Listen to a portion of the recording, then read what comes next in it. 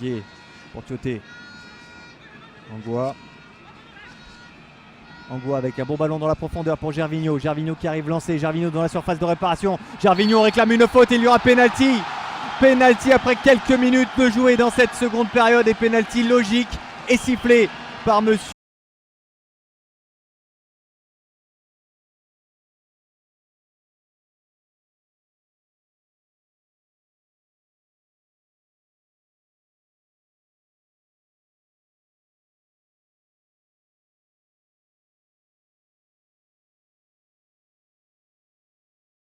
Attaquant de Vitesse Arnhem, l'attaquant du championnat néerlandais qui va donc tenter de tromper Christopher Allen après 7 minutes de jouer dans cette seconde période.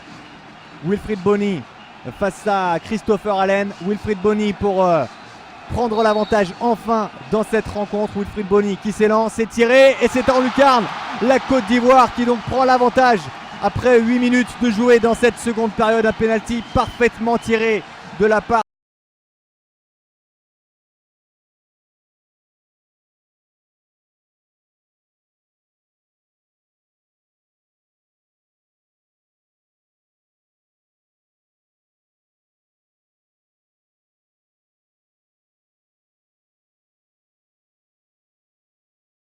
frappe assez puissante mais qui a terminé sa course donc dans le petit filet extérieur de Christopher Allen.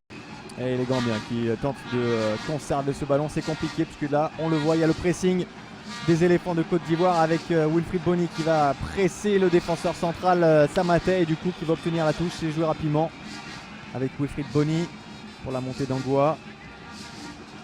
Le centre à venir de Cheikh Tioté peut-être pour la tête et le second but.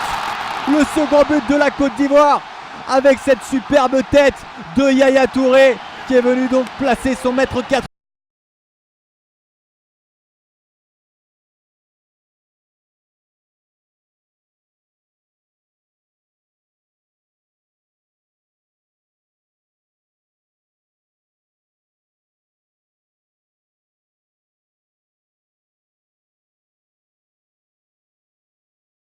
Et on revoit cette tête imparable plein.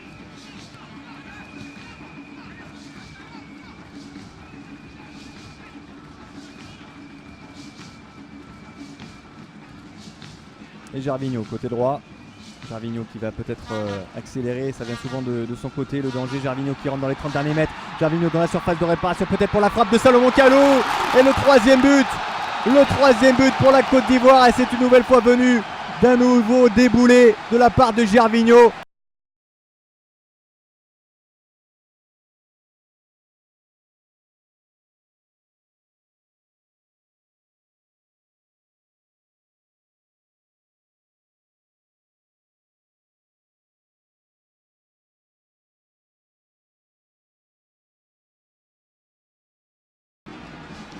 Et on revoit justement l'arrivée de Salomon Kalou qui met son pied en opposition.